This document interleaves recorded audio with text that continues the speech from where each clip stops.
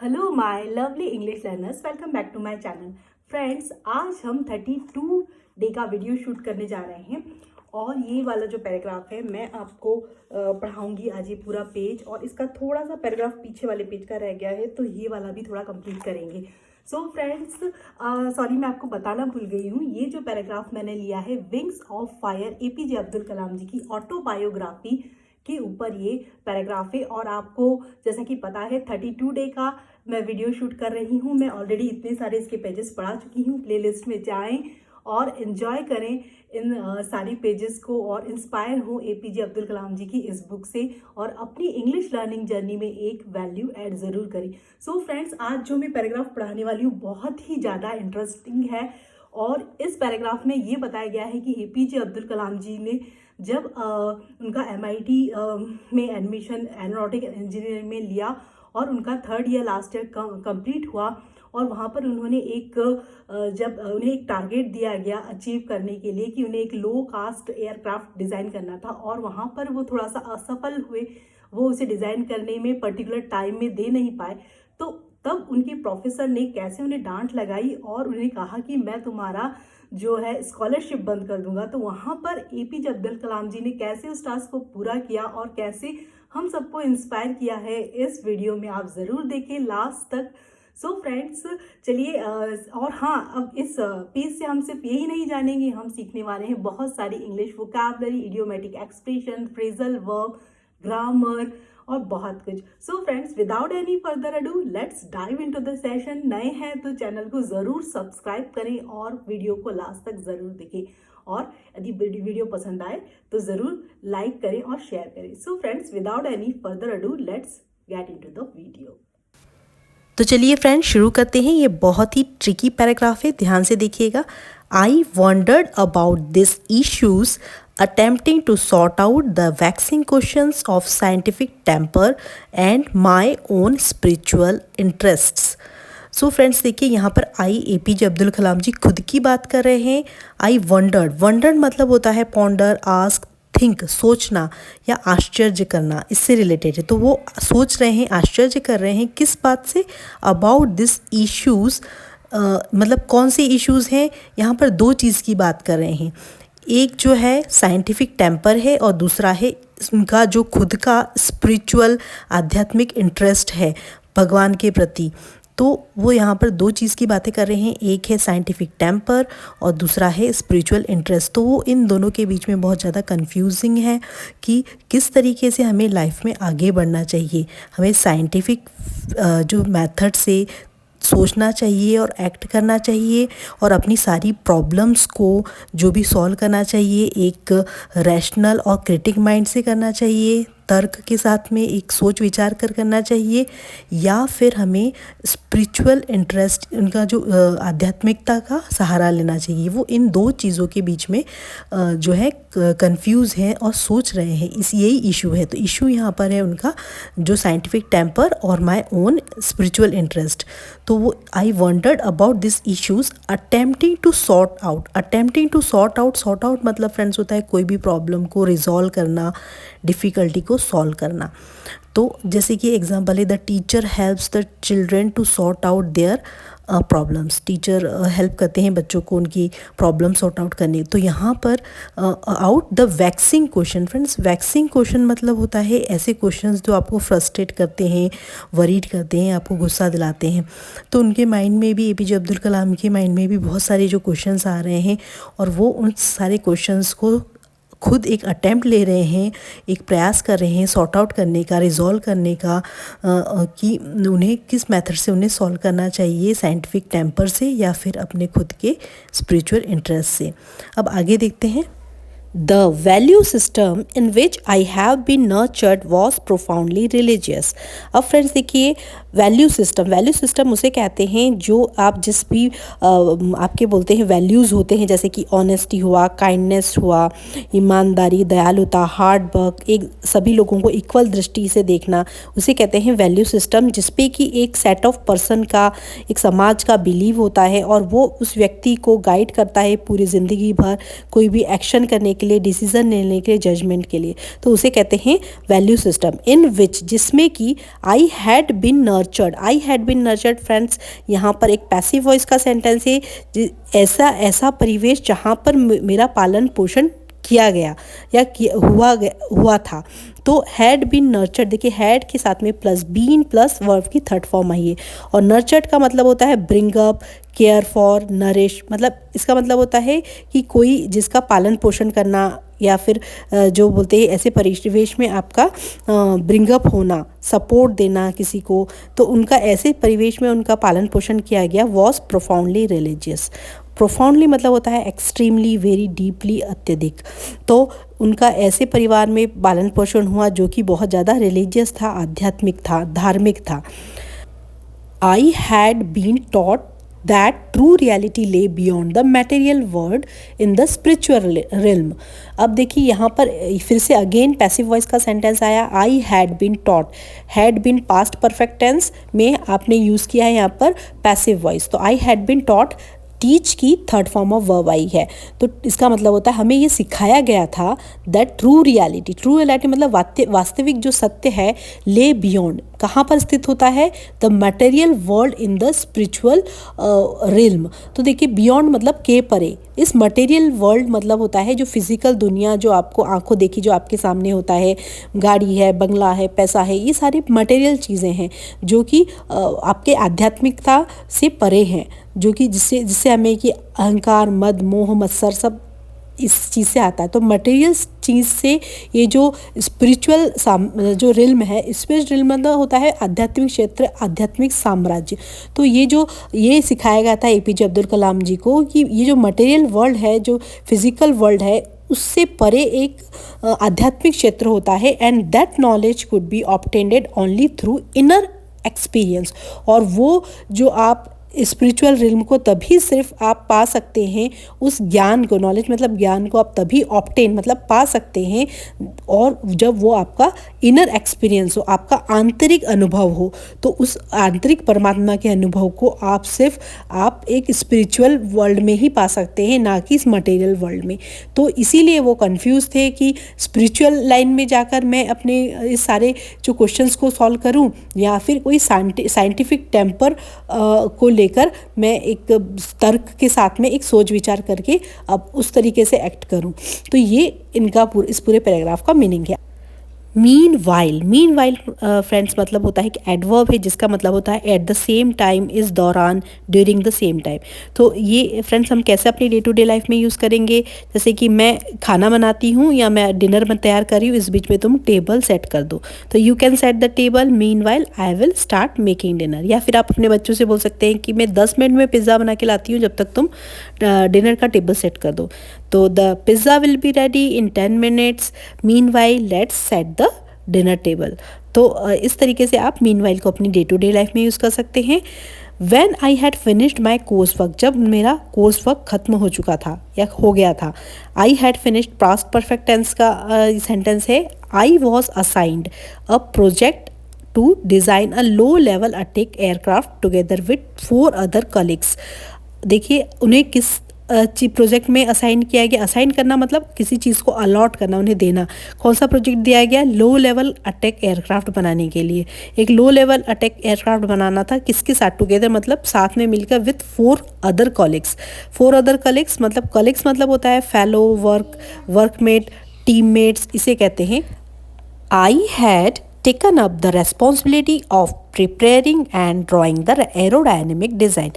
I have taken up friends past perfect tense का sentence है।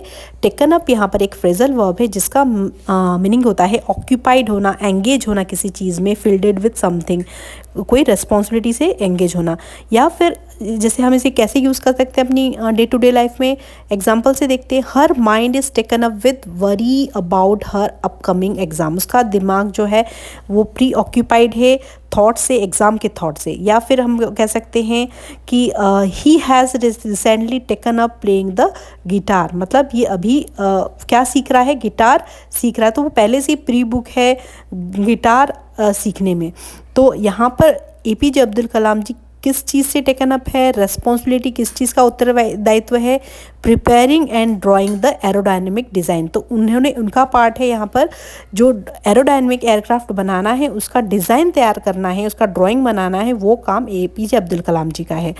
My team mates distributed among themself, और उनके जो टीम मेट्स थे, जो 4 co-workers थे उनके, उन्होंने अपने आप को डिस्ट्रीब्यूट कर दिया उनके काम को, अमंग मतलब उनके बीच में, the task of designing the propulsion structure control and instrumentation of aircraft. जैसे कि propulsion मतलब ड्राइविंग फोर्स, कोई चीज़ को मूव करने के लिए, प्रेरित कार्य करने के लिए, तो किस तरीके से प्रोजेक्ट को गाइड किया जाएगा, प्रोपल्शन इसका कैसे स्ट्रक्चर संरचना करा जाएगा, किस तरीके से एयरक्राफ्ट को कंट्रोल करना है, इंस्ट्रूमेंटेशन कौन कौन से पार्ट्स लगेंगे एयरक्राफ्ट के, ये सब के बीच में डिसाइड हो गया था। और ड्राइंग कौन बनाएगा, इसका कौन स्ट्रक्चर बनाएगा, APJ अब्दुल कलाम जी। तो ये पूरे पैराग्राफ का। One day, my design teacher, Professor Srinivasan, then the director of the MIT, reviewed my progress and declared it dismal and disappointing.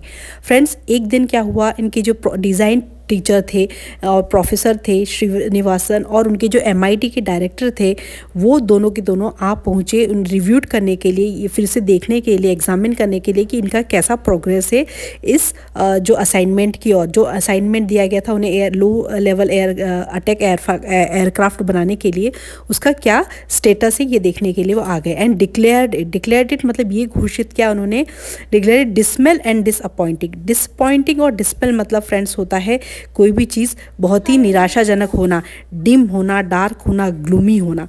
जैसे कहते हैं ना, dismal weather made the late afternoon seems like evening. जैसे gloomy होता है, बहुत अंधेरा अंधेरा होता है यदि आफ्टरनून में, दोपहर में, तो ऐसा लगता है जैसे इवनिंग हो गया, शाम हो गई है। तो डिसमिल मतलब यहाँ पर बताया गया है निराशाजनक। तो इन्होंने जब वो आए, इनके डायरेक्टर और MIT के और प्रोफेसर श्रीनिवासन जो कि डिज़ाइन टीचर थे, तो उन्होंने देखा कि इनका कुछ प्रोग्रेस ठीक से है ही नहीं, कुछ अच्छे से उन्होंने एयरक्राफ्ट डिज़ाइन करने के ऊपर उन्होंने कुछ काम ही नहीं किया है। तो इसके बाद क्या होता है देखिए, I offered a dozen excuses for the delay. अब आई ऑफर्ड मतलब उन्होंने बहुत सारे, डजन मतलब बहुत सारे एक्सक्यूजेस, बहाने बनाए डिले के कि हाँ इस कारण से डिले हो गया है। But none of them impressed professor Srinivasan. उन्होंने कहा कि मैंने दर्जनों बहाने बनाए, लेकिन कोई भी जो है प्रोफेसर निवासन को इम्प्रेस नहीं कर पाया, प्रभावित उनको नहीं कर पाया। I finally plead for a month's time to complete the task. देखिए फ्रेंड्स, प्लीड मतलब होता है निवेदन करना, बैक करना, मेक अ इमोशनल अपील, एक इमोशनली, एक भावनात्मक रूप से किसी से एक निवेदन करना। जैसे कि हम कहते हैं ना, they plead with them not to take any action against the boy. मतलब हमने एक निवेदन किया कि उस बच्चे के अगेंस्ट में कोई भी आप कोई एक्शन मत लेना, या उसे किसी तरह से आप पनिशमेंट मत करना। तो प्लीड मतलब होता है निवेदन करना। तो APJ अब्दुल कलाम जी ने 1 मंथ का टाइम मांगा और निवेदन किया कि हमें 1 मंथ का टाइम दीजिए जिससे कि हम इस टास्क को कंप्लीट कर सकें। अब देखिए आगे क्या होता है। The professor looked at me for some time. अब जो प्रोफेसर थे उन्होंने APJ अब्दुल कलाम जी की और कुछ समय देखा एंड सेड, और कहा, look young man. Look young man मतलब देखो लड़के, टुडे इज़ फ्राइडे आफ्टरनून। आज फ्राइडे आफ्टरनून है, शुक्रवार की शाम है। I give you 3 days time. मैं तुम्हें 3 दिन का समय देता हूँ। If by Monday morning I don't get the configuration drawing, your scholarship will be stopped. उन्होंने कहा कि इफ़ बाय मंडे मॉर्निंग मतलब मंडे मॉर्निंग को यदि I don't get the configuration, यदि मुझे ये डिज़ाइन नहीं मिला कॉन्फ़िगरेशन ड्राइंग का, तो your scholarship will be stop. तुम्हारे जो स्कॉलरशिप जो तुम्हें मिलती है ना, उसे मैं रद्द कर दूंगा और उसे बंद कर दूंगा।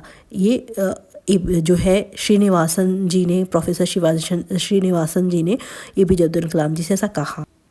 आई वॉज डम्स्टक फ्रेंड्स, बहुत ही आई वॉज डम्स्टक बहुत ही खूबसूरत एक्सप्रेशन है। डम्स्टक का आई वॉज डम्स्टक मतलब होता है मैं अवाक रह गया, या जैसे इसका सिनोनिम होता है एस्टोन्ड, स्टन्ड होना, एकदम से जो है शॉक्ड हो जाना, सरप्राइज्ड हो जाना, एकदम अवाक रह जाना, स्पीचलेस हो जाना, मतलब बिना कुछ कहने लायक, मुंह आपका खुला का खुला रह जाता है, आप कुछ भी कह नहीं पाते हैं, एक शब्द भी। उसे कहते हैं डम्स्टक फ्रेंड्स, ये ओरिजिन हुआ है, डम मतलब होता है साइलेंट और स्टक मतलब होता है किसी भी चीज़ से अफेक्ट होना। तो डम्स्टक मतलब अवाक रह जाना। तो एग्जाम्पल, हम एक अच्छा एग्जाम्पल बनाते हैं। When the company announce the unexpected promotion the employees were all dumbstruck. जब कंपनी ने अनाउंस किया एक अनएक्सपेक्टेड प्रमोशन सभी एम्प्लॉयज़ का, तो एम्प्लॉयज़ कैसे हो गए? डम्स्टक हो गए, अवाक हो गए। तो आई वॉज डम्स्टक, यहाँ पर जो एपीजे अब्दुल कलाम जी इसलिए डम्स्टक हो गए क्योंकि उन्हें धमकी दी गई कि तुम्हारा स्कॉलरशिप बंद हो जाएगा। तो the scholarship was my life line. तो स्कॉलरशिप जो थी, उन्होंने कहा कि मेरी जो स्कॉलरशिप थी वो मेरी जीवन रेखा थी। लाइफ लाइन फ्रेंड्स उसके कहते हैं जो कि आपको सर्वाइव करवाता है कोई डिफ़िकल्ट सिचुएशन में, आपकी हेल्प करता है, मदद करता है, उसे कहते हैं लाइफ लाइन। जैसे कि कहते हैं ना, the telephone is a life line for lot of old people who live on their own. जो ओल्ड पीपल, कुछ बूढ़े लोग हैं जो अपने अब खुद से ही रहते हैं, तो टेलीफोन उनके लिए एक बहुत ही डिफ़िकल्ट सिचुएशन में उन्हें एक दूसरे से कनेक्ट करने में मदद करता है। तो वैसे ही स्कॉलरशिप जो थी, जो उन्हें पैसे मिलते थे स्कॉलरशिप से, वो एपीजे अब्दुल कलाम जी की लाइफ लाइन थी, क्योंकि उन्होंने अपनी बहन के जो गहने गिरवी रखे हुए थे और उन्हें स्कॉलरशिप की पैसों की बहुत ज़रूरत थी, और यदि वो स्टॉप हो जाता तो उन्हें बहुत ज़्यादा प्रॉब्लम होती लाइफ में। तो यहाँ पर इसीलिए वो कहते हैं the scholarship was my life line and I would be quite helpless if it was withdrawn. अब देखिए, I would be quite helpless मतलब मैं बहुत ज़्यादा हेल्पलेस हो जाऊँगा इफ़ इट वॉज विदड्रॉन, यदि मुझे स्कॉलरशिप से बंद कर दिया जाएगा, निकाल दिया जाएगा। विदड्रॉन मतलब निकाल दिया जाएगा या बंद कर दिया जाएगा।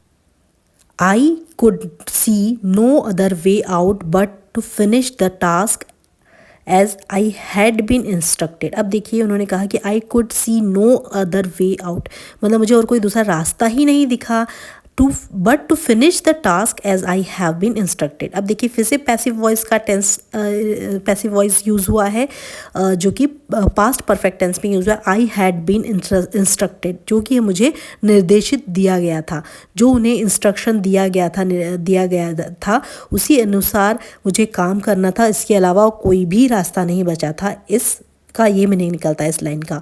That night I remained at the drawing board. उनका उस रात में रिमेन मतलब उसी जगह रहा, स्टिक होके रहा ड्राइंग बोर्ड पे और ड्राइंग्स बनाता रहा। स्किपिंग डिनर, और स्किप मतलब होता है डिनर, उन्होंने उस दिन रात को खाना ही नहीं खाया, स्किप कर दिया डिनर। नेक्स्ट मॉर्निंग, दूसरे सुबह, I took only an hours break for freshen up, और उन्होंने नेक्स्ट मॉर्निंग को आई टुक में यहाँ पर सेकेंड फॉर्म ऑफ वर्ब आई ये टेक की, तो उन्होंने कुछ ही घंटे, सिर्फ एक घंटा लिया, ब्रेक लिया और फ्रेश हुए। And eat a little food, और बहुत कम खाना खाया। ऑन संडे मॉर्निंग, और संडे मॉर्निंग को जो था I was very near completion, और संडे मॉर्निंग को बहुत ही कम्प्लीशन मतलब पूरा करने की, जो प्रोजेक्ट का डिज़ाइन करना था उसे पूरा करने के बहुत नज़दीक आ चुके थे। When suddenly I felt someone else presence in the room, और सडनली मतलब अचानक से, तो जब उन्होंने अचानक से देखा कि आई फेल्ट, उन्होंने ऐसा महसूस किया है कि someone else, कोई आया है रूम के अंदर। someone else presence in the room मतलब रूम के अंदर कोई आया है, उन्हें ऐसा महसूस हुआ। Professor Srinivasan was watching me from a distance. जो प्रोफेसर श्रीनिवासन थे उन्हें वॉज वॉचिंग मतलब जो ये है पास्ट पर कंटिन्यूस टेंस का सेंटेंस है, वो उसे प्रोफेसर श्रीनिवासन ने बहुत दूर से देख रहे थे। Coming straight from the gym खाना, और वो कमिंग स्ट्रेट मतलब वो सीधे ही जिम खाना से आए। जिम खाना फ्रेंड्स वो होता है एक पब्लिक प्लेस होता है जो कि फैसिलिटी दी होती है स्पोर्ट्स खेलने के लिए, या ball playing area similar to racket ball court, उसे कहते हैं जिम खाना। तो वो स्ट्रेट वही जिम खाना से आ रहे थे। He was still in his tennis outfit, और वो अभी भी जो थे टेनिस और स्टिल टेनिस के जो कपड़े पहने हुए थे। And had dropped into see my progress, और ड्रॉप्ड इनटू मतलब फ्रेंड्स होता है कि अनएक्सपेक्टेड और कैजुअल विजिट पे आ जाना अचानक से। ऑफन यूज्ड विथ ऑन मतलब कहते हैं कि प्राय जो अक्सर एकदम से आ जाना देखने के लिए कि क्या काम कितना प्रोग्रेस पे है। तो had dropped in to see my progress. तो ये देखने के लिए आ गए अचानक कि कितना काम इनका प्रोजेक्ट कितना प्रोग्रेस पर है, ये देखने के लिए अचानक आ गए टेनिस आउटफिट में ही डायरेक्टली जिम खाना से।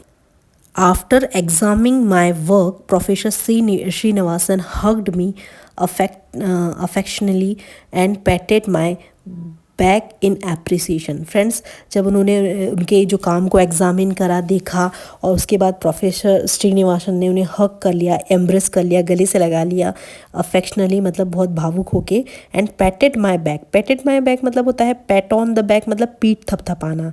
एक कॉमन ईडियम है फ्रेंड्स जिसका मतलब होता है पॉजिटिव एक्नॉलेजमेंट देना, एक कॉम्प्लीमेंट देना।